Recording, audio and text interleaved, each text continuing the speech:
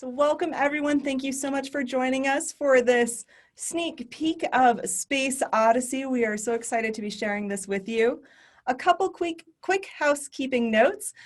We ask that you interact with us through the chat. We can't see or hear you, but we can see your chat. And so if you have any questions throughout the event, we'd love to answer those for you through the chat. Or if you want to say hello, tell us what you're excited about for Space Odyssey. And then we are going to be showing a lot of videos. So for your best viewing experience, we recommend that you close out all other programs except for Zoom on your computer. That'll make things run smoothly and clearly for you. And with that, I'm going to turn it over to George Sparks, who's going to kick off our evening for us. Thanks, Naomi. Well, hello, and thank you for attending our virtual sneak peek of Space Odyssey.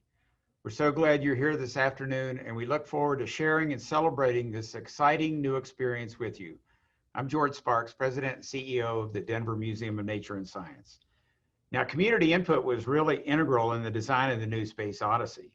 Each of you was invited this evening because you are part of this amazing community, and we're so grateful for that. During this sneak peek, you're going to hear from our trusty champion, Jim Crocker, Jody Shamer, Director of Experiences and Partnerships, along with others connected to the project. Most excitingly, we will get a sneak peek of our new exhibition. I hope you'll love it as much as we do and be inspired to come and explore it in person when you feel comfortable doing so. We're thrilled that you are here tonight. Our Space Odyssey exhibition has been a guest favorite and nearly always the most visited part of the museum since it opened in 2003. We can't wait to share this all new experience with everyone on the call today. Now, this new Space Odyssey is all about answering the question, how do we know? And it was you, the community, that decided that should be the theme of Space Odyssey. Now, most of you don't know that I probably wouldn't be sitting here right now if it weren't for the space program. I'm a child of the 50s and 60s, and I decided I wanted to be an engineer because of the space program. I built these little tiny rockets when I was a kid and put insects in the top of them and launched them off into the woods. And back then, though, it wasn't about how do we know. Back then, it was all about let's go find out. How do we figure this stuff out?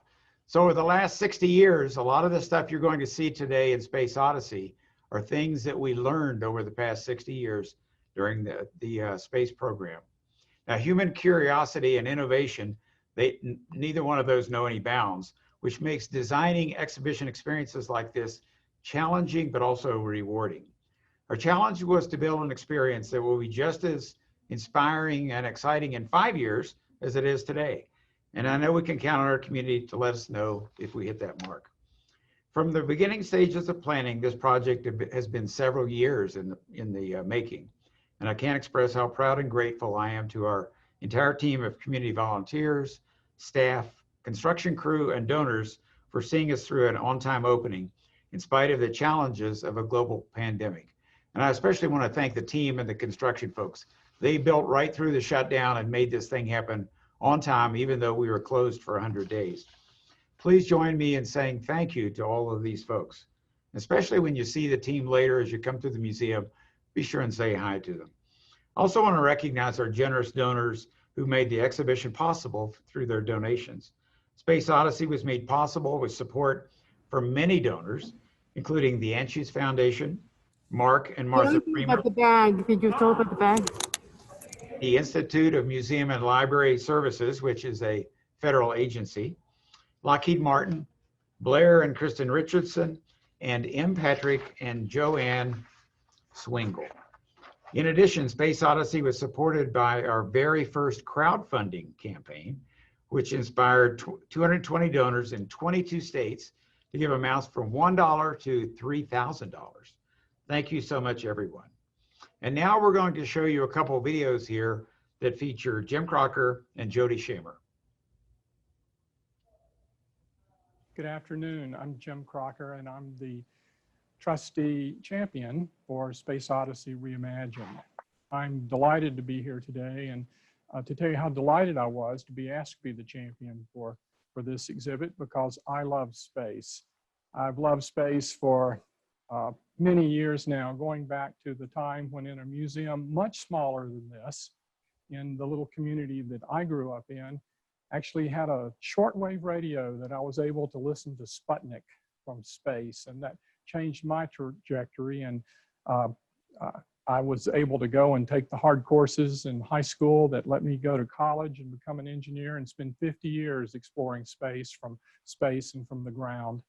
And I know that many of the students, many of the young people who come to this exhibit in this museum will also be inspired, perhaps not to study space, but to take the hard courses in science and engineering and math that will allow them to go into many different technological fields.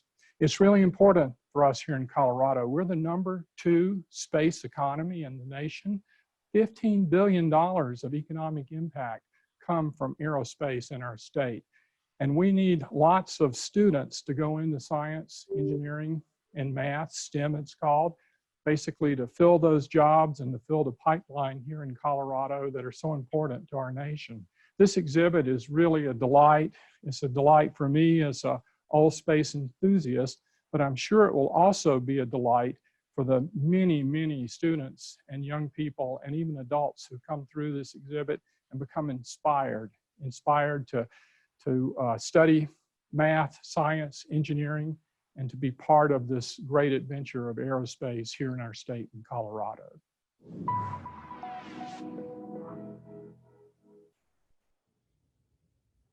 I'm Jody Shamer, and I'm delighted to be the lead of this project as we've reimagined Space Odyssey together. Back in 1998, we had a pretty pivotal moment as a museum. We were doing a survey, and our community said, hey, what about adding more space sciences to what you offer? That interest led to the new Charles C. Gates Planetarium, the establishment of a space sciences research department here at the museum, and the first Space Odyssey, which opened in 2003. Since then, we've welcomed more than 9 million visitors to Space Odyssey through launches, through landings, eclipses, meteorite showers, and conversations with volunteers, scientists, and educators. We won a prestigious award in 2005 for innovation, but even more important, every few months we hear from somebody who said, I'm more interested in my science class, I picked a major, or I'm in the career I am because of Space Odyssey. That interest from our community in space science has never waned. In fact, it's grown. And when we had the opportunity to rethink Space Odyssey, we knew our community needed to join us every step along the way. Our community met with us, gave us their ideas, their dreams, their criticism, and their plans. We had teachers talk about how to best inspire their students. We had parents share about how they wanted to have generations learn together, how to have more multiculturalism. We had space industry professionals tell us to not focus as much on the machines and tools themselves, but to celebrate the human ingenuity, the marvelous ways that we have been clever enough to figure out how to explore space. And perhaps most important of all, our community talked a lot about science fiction. And I'm gonna confess, when we first heard that, we thought, okay, we'll talk about how science is about, you know, real science and science fiction is about fiction. And they said, no, no, no, listen, listen. And as we listened, we heard that science fiction is a way to engage with science, that it's a way that can help provide intuitive understanding, that it can inspire, that it is a launching point for exploration and discovery. Imagination is so important for successful science. That's what we heard from our community. That's what led to the Fantasy Spaceship. It's a place where you can explore and discover. There's no labels. You have to problem solve and group think and just have plain fun together. And we know it will be so inspiring for our community for years to come. Our community was a critical part of bringing the entire Space Odyssey to life. And we're so grateful to all 1,200 of you that participated. We look forward to introducing Space Odyssey to you tonight.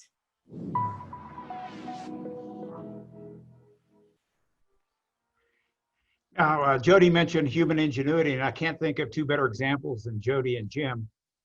Jody has now done 2 of these Space Odysseys, and today we exercised her option to build a 3rd one in 17 years from now. So thanks, Jody, for signing up for the next one. And most of you probably don't know, but if you remember when the Hubble Space Telescope was launched, it had astigmatism. Jim Crocker is the engineer that actually created the fix to the Hubble Space Telescope. So we have two wonderful people here that demonstrate human ingenuity tonight.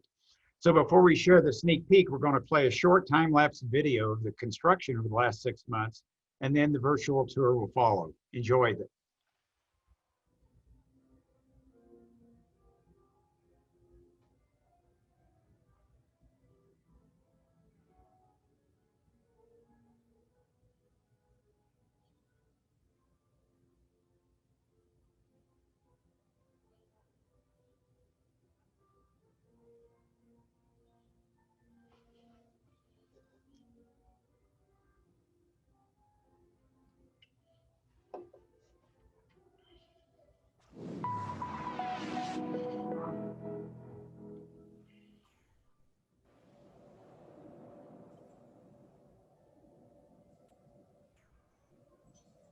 Welcome everyone to this virtual walkthrough of Space Odyssey Reimagined. My name is Naomi Paquette, and I am the lead educator and space science content specialist for the exhibit. I'm so excited to be walking you through the gallery today. We're going to be starting with our first knowledge orbit, human wonder. We know our guests want to know, how do we know these amazing things about the night sky? And it all starts by looking up.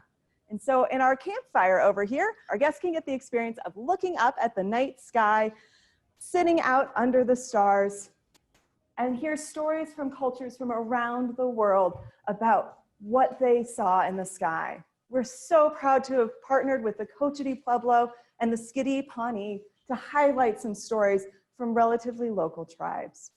So guests just simply come here, press one of these buttons, and hear a story. So guests can explore this idea of wonder in so many ways. And as they turn around, they'll see our amazing model of the Spirit and Opportunity Mars rovers and introduced to machines in space. Machines can go where humans can't. They can explore beyond our own senses. So guests have opportunities to color their own images of the universe, plan a mission to space. But the most fun interactive is by far our rocket launch pad. All of us have wanted to experience a rocket launch at some point in our life, and this gives guests the chance to be up close and personal with it. Step below our rocket nozzle, and they can feel the rumble of that rocket launch and experience the light, sound, all while watching it closer than they ever could if they were there at the launch. It's a whole body experience, and it is so much fun getting to our guests' idea of big movement and really feeling and being part of the science. So as we come around the corner, we can see our Mars diorama. This is still the most accurate Marscape anywhere in the world. And we're so proud to be depicting Candor Chasma, part of our largest canyon in our solar system, now with improved lighting and a few surprises. Keep your eye out for a dust storm in the diorama. Of course, we are following all of the health regulations from the city and county of Denver, as well as the state of Colorado, which means this part of the exhibit is still coming, but we're so excited to bring in the Design Challenge Lab once it's safe for our guests, staff, and volunteers. This will give our guests a chance to be scientists, to run experiments, and to test out engineering challenges. So stay tuned for an all-new experience. So we know that Colorado is an amazing location for the aerospace industry with companies like Lockheed Martin, ULA, and of course, an amazing history of astronauts. So we just saw a model of the manned maneuvering unit, which Colorado astronaut Bruce McCandless II used to fly untethered in space for the very first time. And that brings us to our People in Space section. We know that sending humans out to explore the solar system is so important. And right now we're doing that through more than 20 years of history of the International Space Station. And so guests can put themselves in the role of astronauts and aerospace careers. They can fly a robot arm challenge with a friend and see if they can be like astronauts on the ISS, controlling a Candida arm and doing repairs on a space station. Or they can take on an even more fun challenge with thruster docking. Now, our guests said they absolutely love shuttle docking, so we've updated it, modernized it to be more like what our astronauts do on the ISS. Some of the partnerships we are most proud of resulted in the My Role in Space Interactive. Here, guests can take a fun, whimsical personality quiz to find out what their career in the aerospace or space industry might be. And this ranges from our traditional careers that people think of when you say space, like astronaut or astronomer, to things like a space lawyer, scientific illustrator, or even a seamstress that works on spacecraft. And we know there's no better way to inspire our guests than to let them meet the people in these careers and hear their stories. And so we were able to partner with people from around the world in these careers to highlight them and let our guests find out a bit more of what it takes to be involved in the aerospace and space science industry. So welcome to our Space from Earth section. This is really our Astronomy 101. We cover so much content through some really immersive interactives in this section. One of the things we love to talk about is how you can observe the universe in multiple wavelengths of light to learn new information. And guests can experience this by giving themselves a little infrared tattoo at our brand new infrared camera. We know one of the things we heard from guests was that they want brain stretchy experiences. The universe is such an amazing and expansive place. And so part of that was through Scale of the Universe, where we start at the museum and we can zoom all the way out to see how it sizes up to our state, to the moon, all the way out and to the edge of the universe and all the way back home. Beyond that, we're featuring our brand new space screen right behind us here, but in front of that has to be one of my favorite interactives. Here you get the experience of warping space-time. So you can see I've got planets all around me orbiting, and guests can run all sorts of experiments here. Welcome to the way to explore general relativity in a fun, big movement way. And if we turn the corner here, we start reflecting back on our own Earth. We know from our guests that Earth is an important part of any space exhibit. And one of the favorite features from our old Space Odyssey has made a brand new reappearance, redesigned, and that is our cratering interactive. Guests can pressurize, use compressed air, and fire off their own craters before watching it in slow motion. And of course, we couldn't bring in a new Space Odyssey without an all-new AstroTots. We know so many of our guests bring their littlest guests and explorers along with them when they come into the museum in Space Odyssey. So AstroTots is a fun and whimsical way for our youngest guests to explore, play, and discover new things and put themselves in the role of astronauts.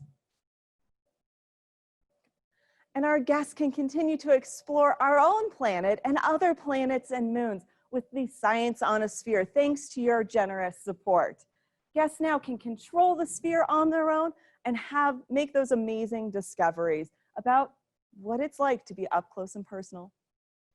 One of the first things our guests said when we asked them what they wanted out of a space science exhibit was they wanted to feel transported, like they were in space. And there's no better way to do that than with virtual reality. So we're so excited to be bringing in an all-new virtual reality transporter where our guests can explore and have adventures safely from Earth out in space. And of course, no Space Odyssey is complete without featuring some of our own amazing collections. We've brought out some brand new meteorites as well as some old favorites like our Canyon Diablo touchable sample that all have amazing stories with them. Some of them are pieces of Mars, some of the rarest meteorites in our collections. And there's even a meteorite and the roof it fell through from Canyon City. We know that so many of our aerospace and STEM partners were inspired to pursue their careers by asking, what if? What's next? And one of the ways they did this was through being inspired by science fiction. Star Trek, Star Wars, that next step in exploration made them wonder, how can we live in that world of the future? And so we get to explore this with our guests through our fantasy spaceship. And to start off our spaceship experience, we get to feel like what it would be like to be in space.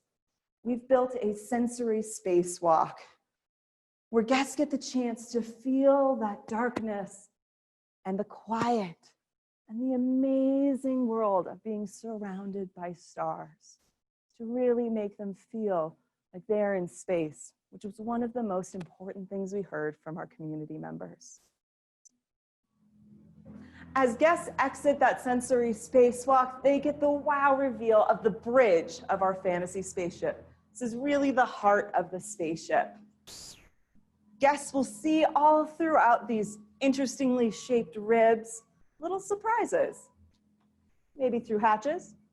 This looks like the laundry that gets lost in my dryer. To secret codes hidden throughout. I know I've always wanted to fly faster than the speed of light. It's the only way we're going to get out of our solar system. And so this ship allows us to fly into hyperdrive. Now it's just one of many interactives here in the spaceship.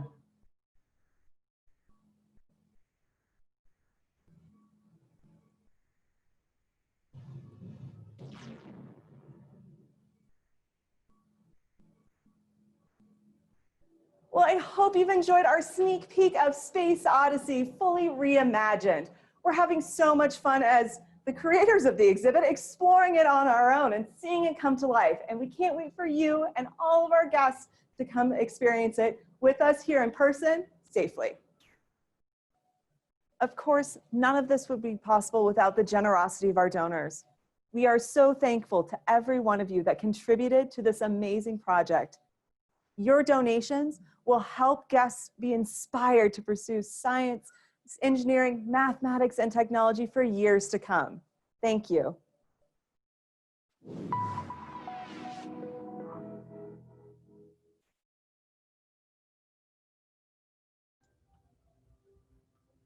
Thank you, Naomi. So I never get tired of watching your tour. And when you come to see the exhibit, it's even way better than what you saw there. So tonight we're also joined by space royalty. Chelle Lindgren is here. He's an active astronaut, has been a great partner of the museum for the past 10 years. He's also featured in My Role in Space that we talked about earlier. And I have to say he's a fellow Air Force Academy graduate. So I had to bring that in here too. So thank you so much. So thank you to all of our generous supporters who have helped us make this exhibition possible. Many of you gave a great deal of money, and some of you wrote checks, some of you went online and made a gift. Thank you to all of the donors who have made this possible. Now, I know you joined us tonight virtually, so here's the donor slide. So we'll leave that up here for a second. These people like this. When you run a nonprofit, you really realize how important fundraising is. It's an emotional event when you work at a place like this. So thanks to all these folks for all of their contributions to this. And finally, I know you joined us virtually tonight, and I hope you'll come see Space Odyssey in person. It is really fabulous. It's included with general admission or with your membership. And due to the COVID and gallery capacity, please go online or connect with our guest services team to arrange your tickets in advance. Thank you for joining us tonight and hope to see you in person. Enjoy your evening.